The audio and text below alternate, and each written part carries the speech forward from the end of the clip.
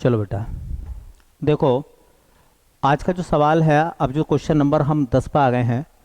Question number 10 है कि विजयनगर राज्य के संस्थापक थे।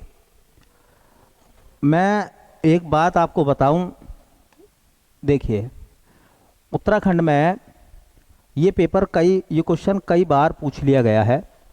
विजयनगर साम्राज्य का विजयनगर साम्राज्य का ये जो क्वेश्चन है, ये कई बार जो है वो एग्ज़ाम में आ गया है कई बार। और ये महत्वपूर्ण टॉपिक है, समझ लो ये महत्वपूर्ण टॉपिक है, बहुत इम्पोर्टेंट है। हम जो है इसे 3-4 भागों में कराएंगे। आज तो इसकी संपूर्ण जानकारी नहीं देंगे, आज बेसिक जानकारी हम देंगे इसकी, ठीक है, विजयनगर साम्राज्य के बारे में। क्योंकि विजयनगर पूरा एक साम्राज्य है और 4 राजवंशों में वो बटा हुआ है। और वहाँ से जो क्वेश्चन एग्जामिनर मालूम करता है वो अलग अलग तरीके के होते हैं, बड़े अच्छे सवाल होते हैं। और उत्तराखंड का ये प्रिय टॉपिक है। साउथ इंडिया में और एंशियंट हिस्ट्री में विजयनगर साम्राज्य के क्वेश्चन जरूर आते हैं, ठीक है, कोई ना कोई जरूर मिलेगा आपको। चलिए तो हम बात करते हैं, हम हेडिंग बनाएंगे अपना विजयनगर साम्राज्य। देखिए विजयनगर साम्राज्य, विजयनगर साम्राज्य की हम लोग बात कर रहे हैं। तो हम विजयनगर साम्राज्य के बारे में जो सामान्य जानकारी है पहले वो सीखेंगे, क्योंकि कई सारे वंश हैं उसमें। जैसे जैसे क्वेश्चन खुलते रहेंगे हम अपनी जानकारी को बढ़ाते रहेंगे, ठीक है। तो जैसे पहला सवाल आता है कि विजयनगर साम्राज्य की स्थापना किसने करी थी। तो विजयनगर साम्राज्य की स्थापना करी थी। अब देखो यहां से भी सवाल जो है ना, ये वाला तो सिंपल है, ये वाला तो सिंपल है। विजयनगर साम्राज्य की स्थापना हरिहर और बुक्का ने करी थी। कभी कभी ऑप्शन ऐसे आ जाते हैं कि विजयनगर साम्राज्य की स्थापना करी थी हरिहर प्रथम, बी ऑप्शन में बुक्का प्रथम, सी ऑप्शन में हरिहर द्वितीय और बी ऑप्शन में हरिहर क्या नाम है, बुक्का द्वितीय। तो हरिहर बुक्का ऑप्शन में है ही नहीं। पहला ऑप्शन था हरिहर प्रथम, बी ऑप्शन में है बुक्का प्रथम, सी ऑप्शन में है हरिहर द्वितीय, डी ऑप्शन में है बुक्का द्वितीय। ऐसे में आपको आंसर लगाना पड़ेगा हरिहर प्रथम, ठीक है। तो विजयनगर साम्राज्य की स्थापना किसने करी थी, तो मैं दोनों नाम बता रहा हूं। एक नाम है हरिहर प्रथम व बुक्का प्रथम, बुक्का प्रथम। तो हरिहर और बुक्का प्रथम ने विजयनगर साम्राज्य की स्थापना करी थी। अच्छा देखो एक और सवाल आता है, बड़ा शानदार है, बेसिक जानकारी की बात जहां तक है। ये जो दो व्यक्ति थे, ये हरिहर बुक्का, ये आपस में भाई थे। बड़े भाई का नाम हरिहर था और छोटे का नाम बुक्का था। ये हरिहर बुक्का जो थे ये किस वंश के थे, तो इनके वंश का नाम था संगम। किस वंश के थे, संगम वंश के थे। तो इनके वंश का नाम पूछते हैं कि विजयनगर साम्राज्य के संस्थापक हरिहर और बुक्का किस वंश के थे, संगम वंश के थे। एक्चुअल में संगम नाम इन्होंने क्यों रखा, संगम नाम क्यों रखा, इनके पिता का नाम संगम था। तो हरिहर और बुक्का के पिता का जो नाम था, पिता का जो नाम था वो बेटा नाम था संगम। तो अपने पिता के नाम को आगे बढ़ाने के लिए इन्होंने अपने वंश का नाम आगे बढ़ाया, संगम वंश। क्या नाम रखा, संगम वंश। अब एक सवाल और आता है कि हरिहर और बुक्का ने जो विजयनगर साम्राज्य को स्थापित किया था, यह किस समय स्थापित किया था, विजयनगर साम्राज्य की स्थापना कब हुई थी, क्वेश्चन ये है। विजयनगर साम्राज्य की स्थापना कब हुई थी, क्वेश्चन ये है। बहुत अच्छा सवाल है, एग्जामिनर जरूर मालूम करता है। विजयनगर साम्राज्य की स्थापना कब हुई थी, तो उसका समय पूछते हैं, तो 1336 में। अब एक सवाल और पूछा जाता है, एग्जामिनर बहुत अच्छे से मालूम करता है कि जब विजयनगर साम्राज्य की स्थापना हुई थी तो उस समय दिल्ली में कौन सा राजवंश था, दिल्ली में किस राजवंश के समय विजयनगर साम्राज्य की स्थापना हुई थी। तो दिल्ली का जो राजवंश था, दिल्ली का जो वंश था यह राजवंश था जो दिल्ली पर शासन कर रहा था उस समय, उसका नाम था तुगलक वंश, तुगलक वंश। तो क्वेश्चन का आंसर हो जाएगा तुगलक वंश। क्वेश्चन ऐसे पूछा जाएगा कि जिस समय विजयनगर साम्राज्य की स्थापना हुई उस समय दिल्ली में किस वंश का शासन था? तुगलक वंश, सैयद वंश, लोधी वंश, खिलजी वंश। तो क्या आंसर आएगा? तुगलक वंश। अच्छा, सवाल यह है कि तुगलक वंश का उस समय जो राजा था वो कौन था? अब सवाल ऐसे पूछा जाएगा कि जिस समय दक्षिण में विजयनगर साम्राज्य की स्थापना हुई उस समय दिल्ली का राजा कौन था? दिल्ली के राजा का नाम पूछेंगे तो दिल्ली का राजा कौन था, तुगलक वंश का कौन राजा था? तो उसका नाम था मोहम्मद बिन तुगलक। मोहम्मद बिन तुगलक।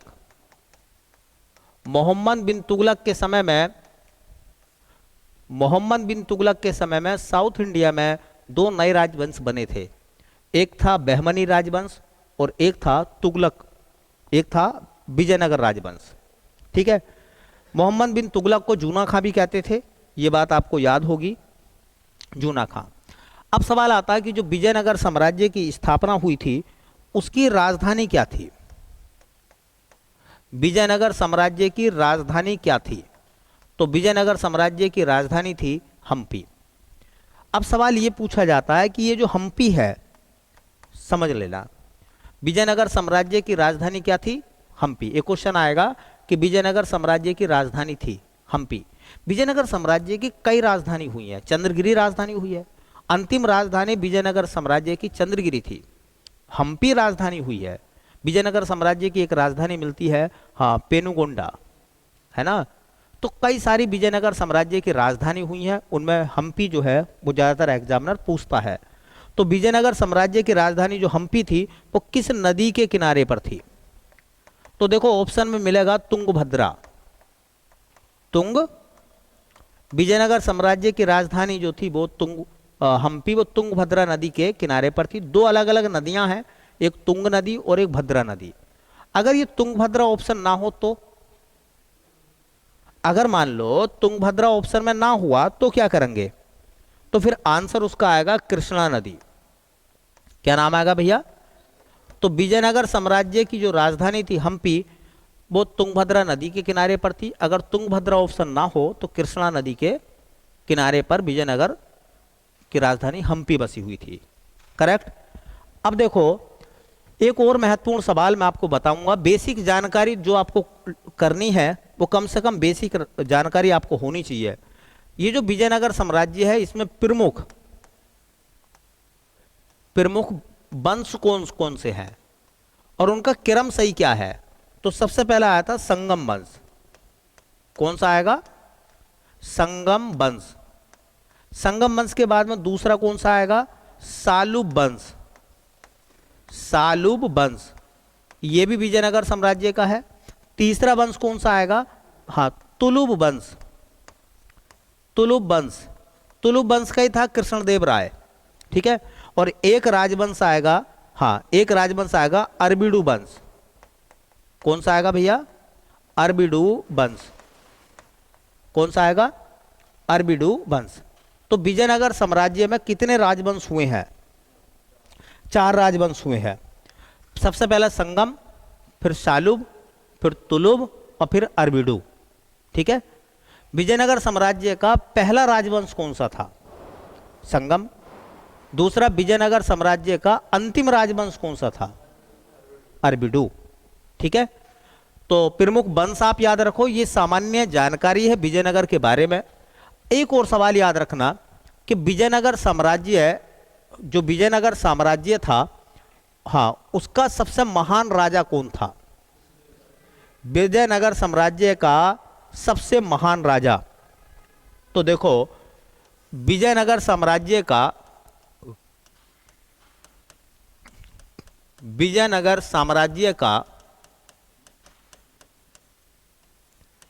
सबसे महान राजा, सबसे महान राजा, विजयनगर साम्राज्य का सबसे महान राजा कौन था?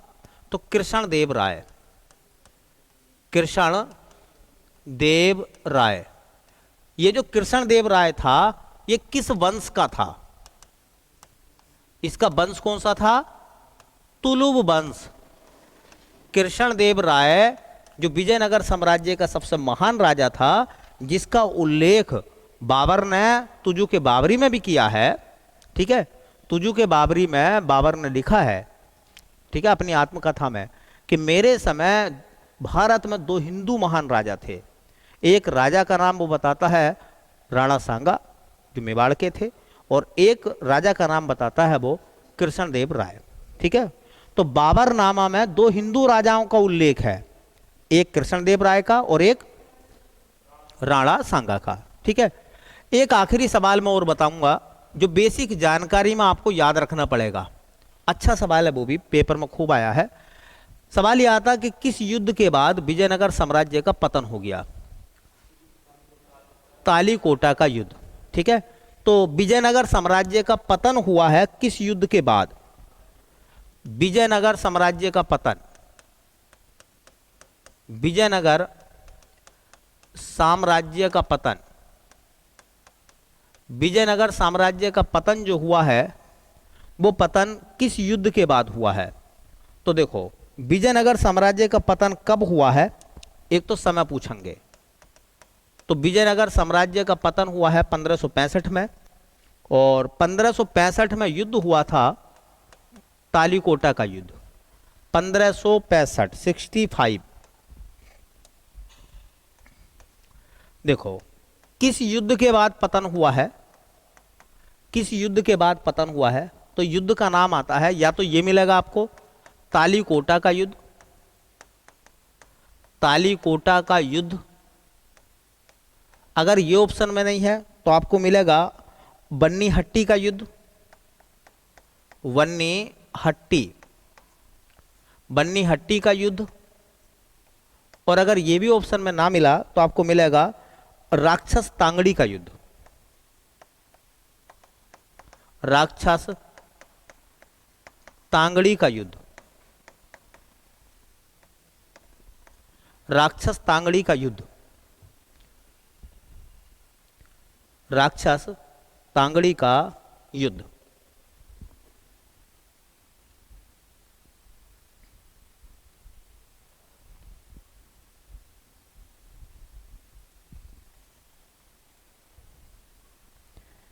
तो बहुत अच्छा सवाल था। अब देखो इसमें क्वेश्चन में क्या था बेटा, इसमें तो एक सिंपल सी बात पूछी थी कि विजयनगर साम्राज्य के संस्थापक तो कौन थे? तो हरिहर और बुक्का, क्योंकि कृष्णदेव राय विजयनगर साम्राज्य के राजा थे लेकिन वो तुलुप वंश के थे, ठीक है। और पुष्यमित्र शुंग अलग था, वो शुंग वंश का संस्थापक था। और भद्रबाहु तो एक बहुत बौद्ध भिक्षुक था जिसने चंद्रगुप्त मौर्य को हाँ बौद्ध धर्म में हाँ शामिल करा था, जैन धर्म में शामिल करा था भद्रबाहु ने, जैन धर्म का भिक्षुक था वो। अब क्वेश्चन देखो एक बार रिवीजन में ले आते हैं। पहला सवाल, विजयनगर साम्राज्य की स्थापना किसने की? तो हरिहर प्रथम और बुक्का प्रथम ने। हरिहर प्रथम और बुक्का प्रथम किस वंश के थे? संगम वंश के। संगम वंश का जो नाम है उन्होंने किसके नाम पर रखा था? अपने पिता संगम के नाम पर। इसका मतलब पितृभक्त हैं फिर वो, पिता के वंश को या नाम को आगे चलाने वाले। विजयनगर साम्राज्य की स्थापना किस समय पर हुई थी? तो 1336 में। जिस समय विजयनगर की स्थापना हुई थी दक्षिण भारत में, उस समय दिल्ली में कौन सा राजवंश सत्ता में था? तुगलक वंश। जिस समय विजयनगर साम्राज्य बना था उस समय दिल्ली का राजा कौन था? मोहम्मद बिन तुगलक। विजयनगर साम्राज्य की जो राजधानी थी उसका नाम क्या था? हम्पी। विजयनगर साम्राज्य की राजधानी हम्पी जो है वो किस नदी के किनारे पर थी? तुंगभद्रा। अगर तुंगभद्रा ऑप्शन ना हो तो कृष्णा नदी आप लगा सकते हैं। ऐसा आजा विजयनगर साम्राज्य की राजधानी स्थित थी, है ना, गोदावरी के किनारे पर, कृष्णा के किनारे पर, कावेरी के किनारे पर या नर्मदा के किनारे पर, तो फिर आपको तुंगभद्रा विकल्प में नहीं मिलेगा, तो ऐसे में आप कृष्णा भी लगा सकते हैं। अगला सवाल यह है कि विजयनगर साम्राज्य में कितने राजवंश हुए हैं? 4। सबसे पहला था संगम, उसके बाद था सालुब, उसके बाद था तुलुब, उसके बाद था अरबिडू। विजयनगर साम्राज्य का सबसे अंतिम राजवंश और प्रथम राजवंश संगम था, ठीक है। एक और सवाल बहुत अच्छा है कि विजयनगर साम्राज्य का सबसे महान राजा कौन था? तो कृष्णदेव राय। किस वंश का था वो? तुलुप वंश का। और किस युद्ध के बाद विजयनगर साम्राज्य का पतन हो गया था? तो तालीकोटा का युद्ध, है ना, हाँ, बन्नी हट्टी का युद्ध या राक्षस तांगड़ी का युद्ध। चलिए आगे देखेंगे। अगला क्वेश्चन है जो इम्पोर्टेंट है, ये भी बहुत इम्पोर्टेंट क्वेश्चन है। हाँ, ये कह रहे हैं, देखो अगले सवाल में, निम्नलिखित में से कौन सा हाँ सॉफ्टवेयर है। ये चूंकि कंप्यूटर का सवाल है, सॉफ्टवेयर कौन सा, ट्रांजिस्टर है ना, इंटीग्रेटेड सर्किट, आईसी चिप, ये तो चिप है, ये सॉफ्टवेयर कहाँ है फिर, है ना, कंपाइलर, और उसके बाद में आता है आंकड़े प्रविष्टि की युक्ति। तो क्या है, कंपाइलर है। कंपाइलर क्या है, एक कंपाइलर क्या है, मैंने एक दिन आपको बताया था एमएस डोस के बारे में, ठीक है। तो कंपाइलर क्या है, एक सॉफ्टवेयर है। तो एक छोटा सा पॉइंट बना के, चूंकि देखो जैसे एमएस डोस के बारे में पूछा गया था, एमएस डोस का विमोचन कब हुआ था, रिवीजन कर लो एक मिनट। एमएस डोस का विमोचन कब हुआ था, 1981 में। एमएस डोस का पूरा नाम क्या था, माइक्रोसॉफ्ट डिस्क ऑपरेटिंग सिस्टम। तो एमएस डोस क्या है, ऑपरेटिंग सिस्टम है। किसने बनाया था, माइक्रोसॉफ्ट ने बनाया था। देखो हो गया रिवीजन, पिछला जो हमने पढ़ा उसका रिवीजन आराम से कर लिया, क्योंकि कंप्यूटर का सवाल था। हम इसका भी उदाहरण देखते हैं। तो कंपाइलर, अब बेसिक जानकारी देखो, एक तो कंप्यूटर की बहुत गहरी जानकारी होती है लोगों को, है ना, तो हम गहरी जानकारी में तो नहीं जाना चाहते, हम नॉर्मल जानकारी जो होती है वो देखना चाह रहे हैं। पहला सवाल तो यह है, कंपाइलर क्या है। तो यह एक हाँ कंप्यूटर सॉफ्टवेयर है। कंप्यूटर सॉफ्टवेयर है, यह एक कंप्यूटर सॉफ्टवेयर है, नाम है उसका कंपाइलर। दूसरा क्वेश्चन देखिए, दूसरा जो अच्छा है, कंपाइलर का काम क्या है, कंपाइलर का क्या काम है, पूछा जा सकता है। यह उच्च स्तरीय भाषा में लिखे गए, यह उच्च स्तरीय भाषा में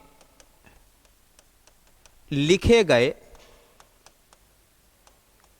उच्च स्तरीय भाषा में लिखे गए हाँ प्रोग्राम सोर्स कोड को, प्रोग्राम सोर्स कोड को निम्न स्तरीय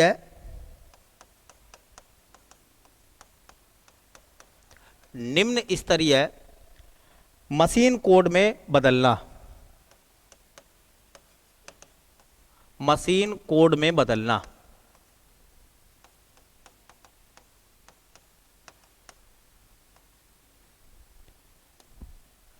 मशीन कोड में बदलना। अब देखो क्या है, कैसे बदलता है, क्या करता है, ये कंप्यूटर का विषय है, ये सामान्य जानकारी का हिस्सा नहीं है। तुमसे क्या पूछा था, पहले अपना क्वेश्चन देखिए, इनमें से कौन सा सॉफ्टवेयर है। इसका मतलब वो आपसे कंप्यूटर की विशेष जानकारी नहीं मालूम कर रहा, वो आपसे कह रहा है कि कंप्यूटर की सामान्य जानकारी बताओ, है ना, कंप्यूटर की सामान्य जानकारी बताओ। तो कंपाइलर क्या है, कंपाइलर एक सॉफ्टवेयर है। काम क्या है उसका, जो उच्च स्तरीय भाषा में कोई लिखित प्रोग्राम होता है उसके कोड को निम्न स्तरीय मशीन कोड में बदलता है। बस इतनी सी बात याद कर लो, है ना। जो उच्च स्तरीय भाषा होगी उसे निम्न स्तरीय भाषा में बदलना है, मतलब प्रोग्राम सोर्स कोड की जो भाषा है उसे मशीन कोड में बदलने का इसका काम है। अगली बार में ये सवाल अगर रिवीजन करते हुए दोबारा से आ जाता है तो फिर आपको आंसर लगाते हुए दिक्कत का सामना नहीं करना पड़ेगा, ठीक है। आपको आप आंसर आसानी से लगा देंगे।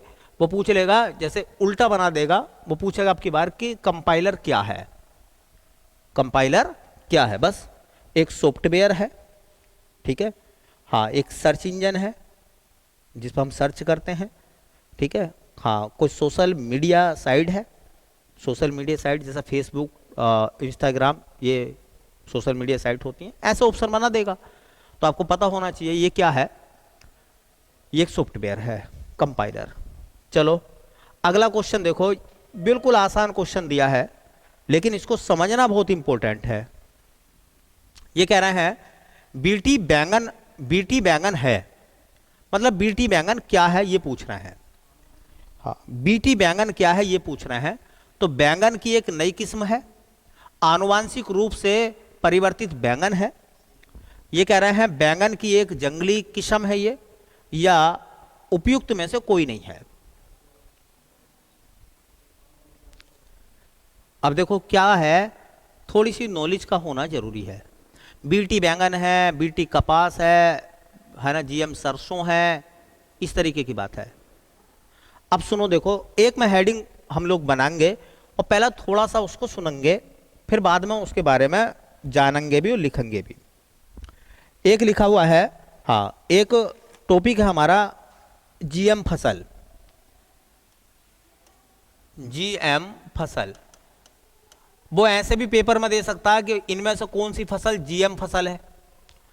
देखो जीएम फसल में इसका जो पूरा नाम है, जीएम का जो पूरा नाम होता है, तो इसका नाम है जेनेटिकली मॉडिफाइड फसल।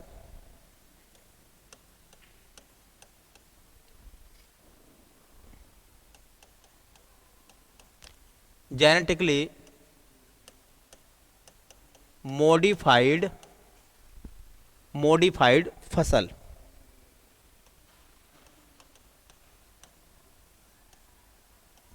जेनेटिकली मॉडिफाइड फसल। अब इसको थोड़ा सा हम पहले चर्चा कर लें तब इसको समझें। देखो आपको पता है कि आनुवांशिक गुणों का जो वाहक है वो होता है जीन। आपने जीन का तो नाम सुना होगा। जैसे मान लीजिए एक उदाहरण मैं आपको दूं तो इसे ऐसा समझ के चलिए कि आपने एक बीमारी का नाम सुना होगा कलर विजन, जिसमें रंगों की पहचान नहीं होती। अच्छा, वो बीमारी जो है वो जेनेटिक है, और वो बीमारी जो है एक पीढ़ी से दूसरी पीढ़ी में, तीसरी पीढ़ी में, आगे आने वाली पीढ़ी में ऐसी चलती रहती है। उसका कोई इलाज है? नहीं है, उसका कोई इलाज नहीं है। एक चीज मैं आपको बताऊं, आप एक ऐसा सुनिए, ऐसा समझिए इसको, जीन अभियांत्रिकी के नाम से एक साइंस की शाखा है।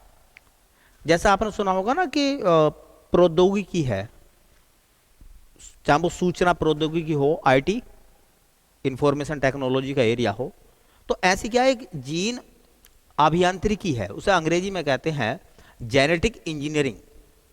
जेनेटिक इंजीनियरिंग में क्या होता है मैं आपको बताऊं, जीन को अगर बदल दिया जाए, जैसे कि मान लो किसी आदमी में कलर विजन है, अब उसमें तो रहेगा, वो ये चाहता है कि हमारी संतति में, आगे आने वाली जनरेशन में ये कलर विजन ना हो।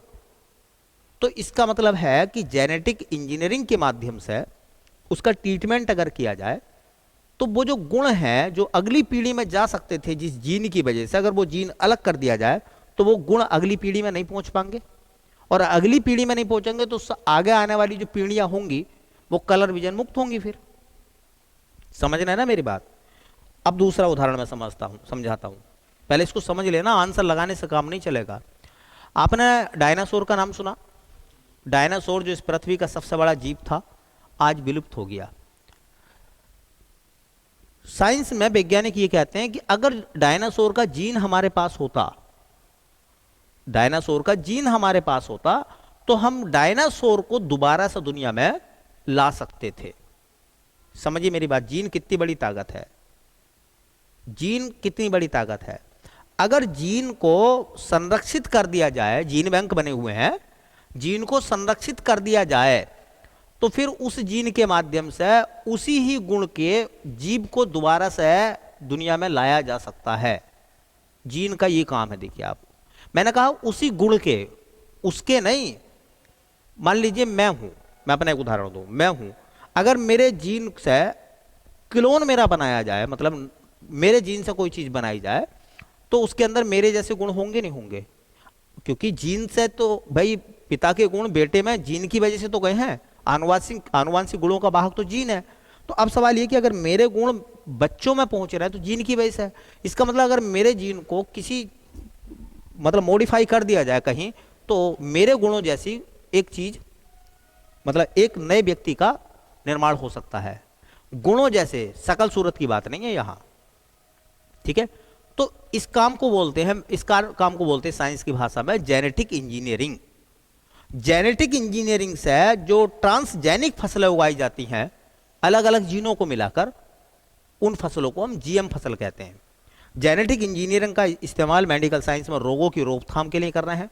उधर खेती में जेनेटिक इंजीनियरिंग को काम में लाकर नई नई प्रजाति की, नए नए जीन की फसलें बना रहे हैं, ठीक है, नई नई जीन की फसलें।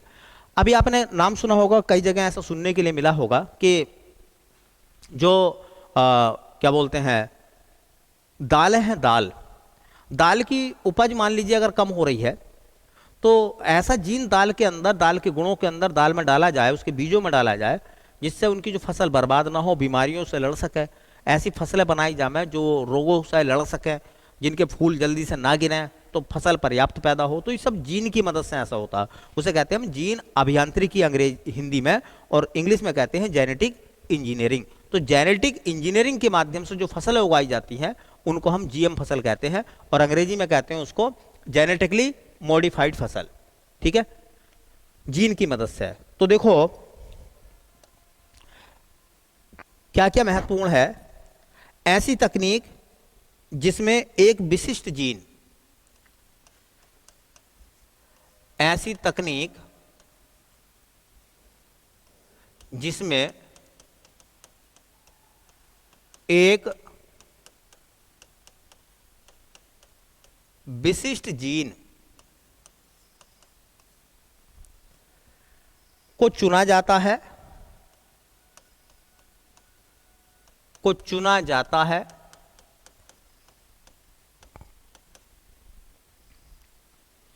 जाता है और प्राप्तकर्ता जीव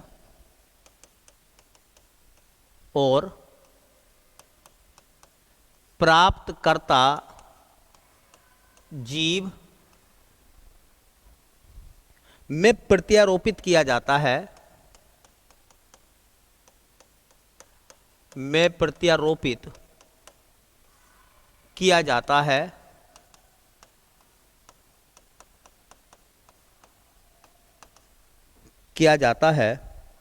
उसे हिंदी में कहते हैं बेटा जीन अभियांत्रिकी। जीन अभियांत्रिकी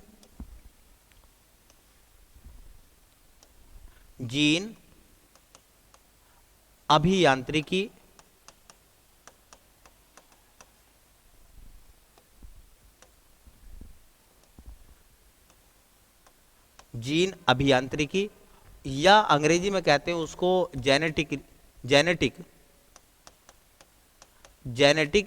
इंजीनियरिंग।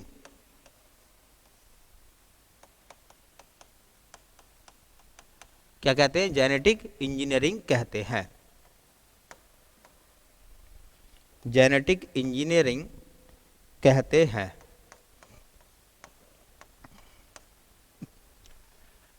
तो पूछ लेगा जेनेटिक इंजीनियरिंग में क्या होता है। एक जीन को कहीं से निकालकर दूसरी जगह वो शिफ्ट कर दिया जाता है। अगर दूसरे में वो जीन शिफ्ट कर दोगे तो उसमें पहले वाले के गुण आ जाएंगे, नहीं आएंगे। इसी को जेनेटिक इंजीनियरिंग या जीन इंजीनियरिंग कहते हैं हम। दूसरा एक सवाल होता है कि जीएम फसलें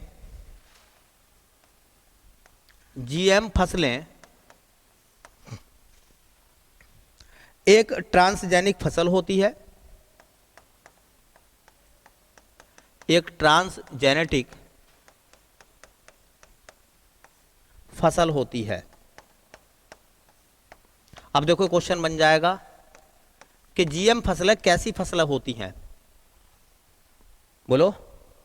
ट्रांसजेनेटिक, ट्रांस का मतलब होता है जैसा ट्रांसफर नहीं होता, हाँ, किसी जीन को दूसरी जगह शिफ्ट कर देना। तो जेनेटिक फसलें, जीएम फसलें एक ट्रांसजेनिक फसलें होती हैं। ये भी अच्छा सवाल बनेगा कि जीएम फसलें किस प्रकार की फसलें होती हैं। हो सकता है अगली बार में पूछ लें ऐसे, तो उसे क्या कहते हैं हम? हाँ, एक ट्रांसजेनेटिक फसलें होती हैं ये। अब देखो हम बात करते हैं जीएम फसलों के उदाहरणों की। जीन इंजीनियरिंग या जेनेटिक इंजीनियरिंग के माध्यम से जो फसलें होती हैं वो सभी फसलें जीएम फसल है, ठीक है। हाँ, भारत में उगाई जाने वाली एकमात्र, भारत में उगाई जाने वाली एकमात्र गैर खाद्य, गैर खाद्य का मतलब जो खाई नहीं जाएगी, गैर खाद्य है, हाँ, जीएम फसल, जीएम फसल। अब देखो ये मैंने लिखा है कि ये वो फसल है जो खाई नहीं जाएगी, तो वह है बीटी कपास। क्या है? बीटी कपास। बीटी कपास कैसी फसल है बताओ? एक जीएम फसल है। कैसी फसल है? जीएम फसल है। लेकिन क्या कपास खाई जाती है? नहीं खाई जाती। अन्य फसलें कौन कौन सी हैं इस प्रकार की? देखो, अन्य फसलें, तो अन्य फसलों में जो जीएम फसलें हैं हो, उनमें एक नाम आता है बीटी बैंगन का, बीटी बैंगन, और बेटा एक नाम आता है जीएम सरसों का, जीएम सरसों। तो बीटी बैंगन और जीएम सरसों जो है वो किस प्रकार की फसलें हैं? तो बीटी कपास हो, बीटी बैंगन हो, जीएम सरसों हो, या अन्य फसलें जिसके साथ में जीएम है ना, ये बीटी लिखा हुआ होगा, वो फसलें सब कैसी हैं? ट्रांसजेनिक फसलें हैं। ट्रांसजेनिक फसलें हैं। मान लो उसने लिख दिया कि बताओ इनमें से कौन सी फसल ऐसी है जो ट्रांसजेनिक फसल नहीं है, ट्रांसजेनेटिक फसल नहीं है। ऑप्शन बीटी बैंगन, ऑप्शन बीटी कपास, ऑप्शन जीएम सरसों, एक ऑप्शन दे दिया गेहूं। तो फिर गेहूं के नाम के आगे जीएम लगा हुआ है क्या? है या बीटी लगा हुआ है क्या? नहीं है ना। हाँ, तो देखो अपना जो सवाल था पहले उसकी बात एक बार देख लो, क्या है मामला। ये कह रहे हैं कि बीटी बैंगन है, ठीक है, बैंगन की एक नई किस्म है ना जी। कह रहे हैं आनुवांशिक रूप से परिवर्तित बैंगन है, बिल्कुल सही बात है। आनुवांशिक मतलब जीन, आनुवांशिकता, आनुवांशिक गतिविधियां जीन पर निर्भर करती हैं ना, तो आनुवांशिक रूप से परिवर्तित फसल है। हालांकि भारत सरकार ने बीटी बैंगन पर रोक लगा दी है, बीटी बैंगन का इस्तेमाल नहीं करेंगे क्योंकि हमारे स्वास्थ्य के लिए हानिकारक है, ठीक है, हर जीन हमारे लिए फायदेमंद थोड़ी होगा, ठीक है। तो बीटी बैंगन पर सरकार ने बैन लगा रखा है, ठीक है। तो बताइए बीटी बैंगन क्या है? तो फिर सही आंसर मिला हमें आनुवांशिक रूप से परिवर्तित बैंगन। बैंगन की एक जंगली किस्म है या इनमें से कोई नहीं है? तो सही आंसर हमारा क्या है? एक आनुवांशिक फसल है। क्या है? एक आनुवांशिक फसल है। अब सुनो मेरी बात, इनका मतलब क्या है? जैसे मैंने शॉर्टकट में अगर मैं आपको बताऊं तो इसमें क्या होता है कि जीन को निकाल के, किसी चीज के जीन को निकाल के दूसरे में शिफ्ट करना है। तो आनुवांशिक रूप से हाँ, जो फसलें परिवर्तित फसलें होती हैं वो सब जीएम फसल कहलाती हैं, ठीक है। बाकी देखते हैं कल।